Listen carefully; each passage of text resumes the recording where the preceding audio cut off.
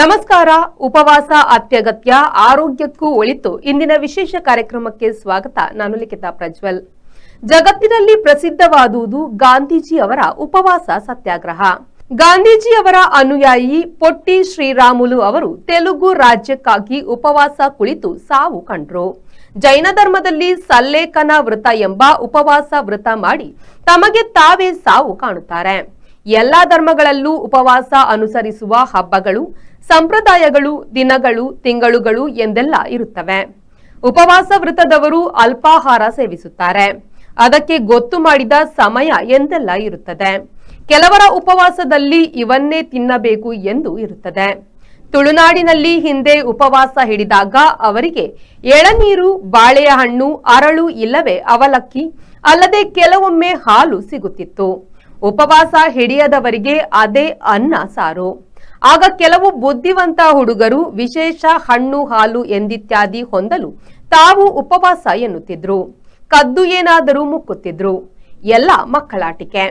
ಈಗ ಕೆಲವರು ಅದಿದು ತಿಂದು ಬೊಜ್ಜು ಬೆಳೆಸಿಕೊಳ್ಳುತ್ತಾರೆ.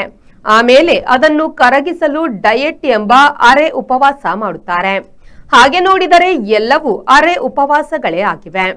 ಉಪವಾಸ ಕುಳಿತವರು ಹಾಲು, ಪಾನಕ ಸೇವಿಸುತ್ತಾರೆ. ಧಾರ್ಮಿಕ ಉಪವಾಸವಾದರೆ ನಿಶ್ಚಿತ ಸಮಯದಲ್ಲಿ ಫಲಾಹಾರ ತೆಗೆದುಕೊಳ್ಳುತ್ತಾರೆ. ಈ ಉಪವಾಸಗಳ ಬಗೆಗೆ ಜೋಕ್ಗಳು ಕೂಡ ಇವೆ. ಒಬ್ಬರು ಉಪವಾಸ ಮಾಡಿದ್ರು. ಉಪವಾಸ ಎಂದು ಸ್ವಲ್ಪ ಅನ್ನ ಬೇಯಿಸಿದ್ರು, ಬಾಳೆಯ ಹಣ್ಣು ತಿಂದ್ರು, ಕೊಳೆಯುತ್ತದೆ 1 ಡಜನ್ ಪೂರ್ತಿ ತಿಂದ್ರು. ಹಾಲು ಕುಡಿದ್ರು, ಹಾಳಾಗಬಾರದು ಎಂದು ತಂದ 1 ಪ್ಯಾಕೆಟ್ ಹಾಲು ಎಲ್ಲ ಕುಡಿದ್ರು.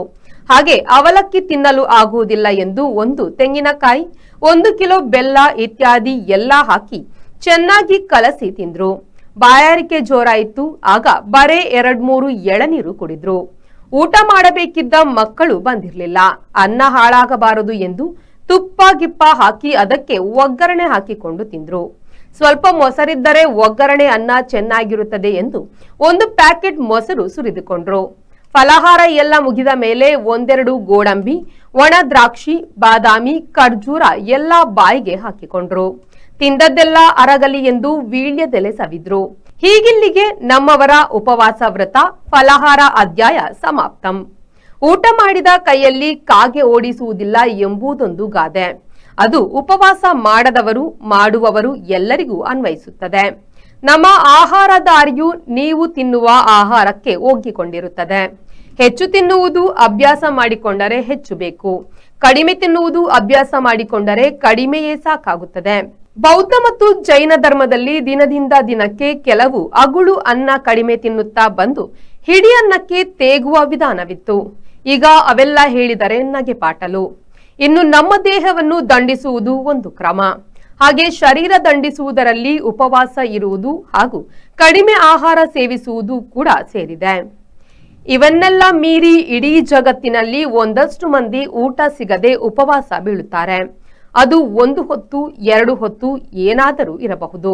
ಮುಖ್ಯವಾಗಿ ಆಫ್ರಿಕಾ ಮತ್ತು ಏಷ್ಯಾ ಖಂಡದಲ್ಲಿ 25% ಮಂದಿ ತೃಪ್ತಿಕರ ಊಟ ಪಡೆಯುತ್ತಿಲ್ಲ. ಅರೆ ಹೊಟ್ಟೆ, ಕೊರೆ ಹೊಟ್ಟೆ ಮಾತ್ರವಲ್ಲ, ಅವುಗಳಲ್ಲಿ ಸತ್ವಗಳು ಇಲ್ಲದಿರುವುದರಿಂದ ಅಪೌಷ್ಟಿಕತೆ ತೊಂದರೆಯನ್ನು ಎದುರಿಸುತ್ತಿದ್ದಾರೆ. ಇಲ್ಲಿನ ಮಕ್ಕಳು ಕೂಡ ಅಪೌಷ್ಟಿಕತೆಯ ಕಾರಣದಿಂದ ರೋಗ ನಿರೋಧಕ ಶಕ್ತಿ ಇಲ್ಲದೆ ಬಲಹೀನರಾಗುತ್ತಾರೆ. ಅವರು ಇಂದಿನ ಮಕ್ಕಳು ಮುಂದಿನ ಜನಾಂಗ ಆಗುವುದೂ ಇಲ್ಲ. ಮಾನವ ಸಂಪನ್ಮೂಲ ಎನಿಸುವುದೂ ಇಲ್ಲ. ಯುರೋಪ್, ಅಮೆರಿಕಾದಲ್ಲೆಲ್ಲ ಹಸಿವೆ ಬಾಧಿತರು ಇಲ್ಲವೆಂದಲ್ಲ, ಅಲ್ಲೂ ಇದ್ದಾರೆ. ತೀರಾ ನಗಣ್ಯ ಪ್ರಮಾಣದಲ್ಲಿ ಇದ್ದಾರೆ ಎನ್ನಬಹುದು.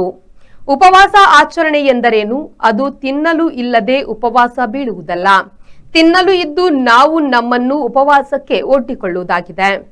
ಸಾಮಾನ್ಯವಾಗಿ 24 ಗಂಟೆಯ ಇಲ್ಲವೇ 72 ಗಂಟೆಗಳ ಉಪವಾಸ ಹೆಚ್ಚು ಕಡೆ ಆಚರಣೆಯಲ್ಲಿದೆ. ಬರೇ ನೀರು ಇಲ್ಲವೇ ರಸ ಸೇವಿಸಿ ವಾರಗಟ್ಟಲೆ ಉಪವಾಸ ಇರುವುದು ಸಾಧ್ಯ. ಆದರೆ ಸಾಮಾನ್ಯವಾಗಿ ಉಪವಾಸ ವ್ರತಗಳಲ್ಲಿ ಫಲಾಹಾರ ಸೇವನೆ ಇರುತ್ತದೆ. ತುಳುವರ ಉಪವಾಸವೆಲ್ಲ ಅರ್ಧ ದಿನದ್ದು. ಅವರು ಅಷ್ಟು ಹಸಿವಿನವರು ಎಂದಲ್ಲ. ಭಾರತದ ಉಪವಾಸಗಳನ್ನು ಸಸ್ಯಾಹಾರದೊಂದಿಗೆ ತಳುಕು ಹಾಕಲಾಗಿದೆ. ತುಳುವರು ಮೀನು ಬಿಟ್ಟು ದಿನವಿಡೀ ಇರುತ್ತಿದ್ದವರಲ್ಲ. ಈಗೀಗ ತುಳು ಧರ್ಮ ಬಿಟ್ಟ ಮೇಲೆ ದಿನವಿಡೀ ಸಸ್ಯಾಹಾರದವರು ತುಳುವರಲ್ಲೂ ಕಾಣಿಸುತ್ತಿದ್ದಾರೆ. ನೆತ್ತರ, ಸಕ್ಕರೆ ಹತೋಟಿಗೆ ಉಪವಾಸ ಬೇಕು. ಇನ್ಸುಲಿನ್ ಅಗತ್ಯತೆ ಕಡಿಮೆ ಬೀಳುತ್ತದೆ. ಶರೀರದಲ್ಲಿನ ಉರಿಯೂತ ಕಡಿಮೆ ಮಾಡುವಲ್ಲಿ ಉಪವಾಸ ಸಹಾಯಕ. ಹಾಗಾದಾಗ ಹೃದಯ, ಶ್ವಾಸಕೋಶ, ಎಲುಬುಗಳ ದೀರ್ಘಕಾಲದ ತೊಂದರೆಗಳನ್ನು ಒಂದಷ್ಟು ತಗ್ಗಿಸುತ್ತದೆ. ಉಪವಾಸವು ಕೊಲೆಸ್ಟ್ರಾಲ್ ಮಟ್ಟ ತಗ್ಗಿಸಿ ದೇಹದಲ್ಲಿ 3 ಬಗೆಯ ಕೊಬ್ಬು ಏರುವುದನ್ನು ಹತೋಟಿಗೆ ತಂದು ಹೃದಯದ ಆರೋಗ್ಯ ಸರಿಗೊಳಿಸುತ್ತದೆ. ಮಿದುಳಿನ ಕೆಲಸವನ್ನು ಉದ್ದೇಪಿಸುವ ಉಪವಾಸವು ನ್ಯೂರೋಡಿಜನರೇಟಿವ್ ಎಂದರೆ ನರಬಲ ಕೊರತೆಯ ತೊಂದರೆಯನ್ನು ನೀಗುತ್ತದೆ. ಕ್ಯಾಲೋರಿ ಶಕ್ತಿ ಕಡಿಮೆ ಮಾಡಿ ಜೀರ್ಣಕ್ರಿಯೆಯನ್ನು ಉಪವಾಸವು ಸರಿಗೊಳಿಸಿ ದೇಹದ ತೂಕವನ್ನು ಸರಿಯಾದ ಪ್ರಮಾಣದಲ್ಲಿಡುತ್ತದೆ. ಜೀರ್ಣಕ್ರಿಯೆ ಸರಿಯಾದರೆ ಮಾಂಸಪೇಶಿಗಳು ಬಲಗೊಳ್ಳುತ್ತವೆ ಹಾಗೂ ಬೆಳವಣಿಗೆಗೆ ಅಗತ್ಯದ ಹಾರ್ಮೋನುಗಳು ಹೆಚ್ಚು ಸ್ರವಿಸುತ್ತವೆ. ಆಗಾಗ ಉಪವಾಸ ಮಾಡುವುದರಿಂದ ಆಯುಷ್ಯ ವೃದ್ಧಿಸುತ್ತದೆ ಎನ್ನಲಾಗಿದೆ. ಕ್ಯಾನ್ಸರ್ ಮಾದರಿಯ ತೊಂದರೆಗಳಲ್ಲಿ ಕಿಮೋಥೆರಪಿಯ ಅಗತ್ಯವನ್ನು ಉಪವಾಸವು ತಗ್ಗಿಸುತ್ತದೆ. ಇವು ಉಪವಾಸದ ಆರೋಗ್ಯ ಮಾರ್ಗಗಳು. ನೀರು, ಪಾನಕ ಕುಡಿಯುವುದು ಉಪವಾಸಕ್ಕೆ ಮೊದಲು ಮತ್ತು ಆನಂತರ ಮುಖ್ಯ. ಅದು ಸಂಪ್ರದಾಯವಿರಲಿ, ಹಬ್ಬದ ಆಚರಣೆ ಇರಲಿ, ವೈಯಕ್ತಿಕ ವಿಚಾರವಿರಲಿ, ಇವನ್ನೆಲ್ಲ ನೆನಪಿಟ್ಟುಕೊಂಡರೆ ಉಪವಾಸವು ನಮಗೆ ಅನುಕೂಲ ಮಾಡುತ್ತವೆ. ತುಂಬಾ ದಪ್ಪಗಿರುವವರು ಒಮ್ಮೆಗೆ ಉಪವಾಸ ಮಾಡಬಾರದು. ಆಹಾರವನ್ನು ತುಸುವೇ ಕಡಿಮೆ ಮಾಡುವ ತಂತ್ರವನ್ನು ಅನುಸರಿಸಬೇಕು. ಉಪವಾಸವಿರಲಿ, ಅದು ನಿಶ್ಚಿತ ಕ್ರಮದ್ದಾಗಿರಲಿ. ಆಗ ಅದರಿಂದ ಖಂಡಿತ ಯಾವುದೇ ತೊಂದರೆ ಇಲ್ಲ. ಇದು ಇಂದಿನ ವಿಶೇಷ. ನಿರಂತರ ಸುದ್ದಿ ಮತ್ತು ಮನರಂಜನೆಗಾಗಿ ನೋಡ್ತಾ ಇರಿ V4 ನ್ಯೂಸ್.